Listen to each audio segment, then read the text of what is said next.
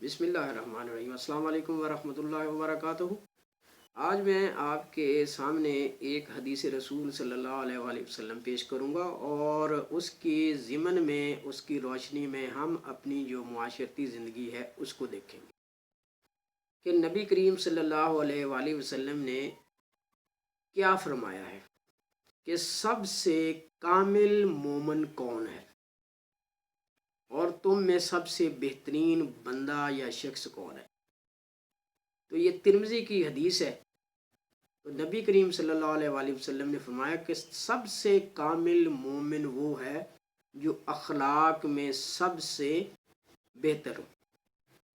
اب بندے کا جو اخلاق ہے اس کو نبی کریم صلی اللہ علیہ وسلم نے سب سے برتر قرار دیا کہ جو بندہ اخلاقی لحاظ سے یا اپنے اخلاق میں برا ہے تو وہ گناہ گار ہے، تو جو اپنے اخلاق میں سب سے آگے ہے تو پھر وہ سب سے آگے ہی ہے، وہی سب سے کامل ہے۔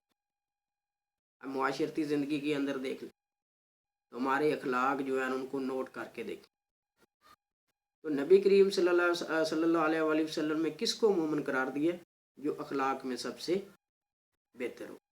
اب دوسری اس حدیث کے اندر تھا کہ تم میں سب سے بہتر بندہ کون ہے۔ ایک تو کامل مومن ہو گیا، اور دوسرا بہتر بندہ کون ہے؟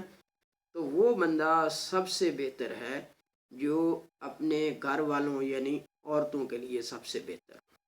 اب یہ بات بھی ہوگی ہمارے یہاں کیا کنونشنل سسٹم جو ہے ہمارا، وہ مادر اور پدر والا سسٹم جو ہے، جس کو آپ پیٹریوکل سسٹم کہتے ہیں۔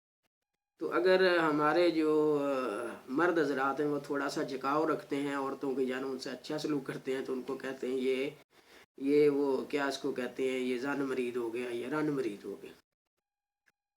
تو یہ باتیں جو ہے نا ان کو سنائی جاتی ہیں۔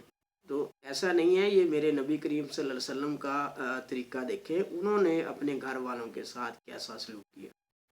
تو گھر والوں کے ساتھ وہ کام کاج بھی کرواتے تھے، ان کے ساتھ جو ہے نا وہ ہنسی مذاق بھی کرتے تھے، کھیلتے بھی تھے ان کے ساتھ، تو سارے جو ہے نا وہ کام کرتے تھے۔ تو ہمارے سامنے جو سب سے بڑی مثال ہے بینگ اے مسلم، وہ ہمارے حضور نبی کریم صلی اللہ علیہ وآلہ وسلم کی مثال۔ تو یہ دو چیزیں دھیان میں رکھیں کہ نبی کریم صلی اللہ علیہ وسلم نے سب سے کامل مومن کسے قرار دیا؟ جو اخلاق میں سب سے بہتر ہو۔ اور اشخاص میں سب سے بہترین شخص کون ہے؟ جو اپنے گھر والوں یعنی عورتوں کے لیے سب سے بہتر۔ Thank you so much to listen and watch the video.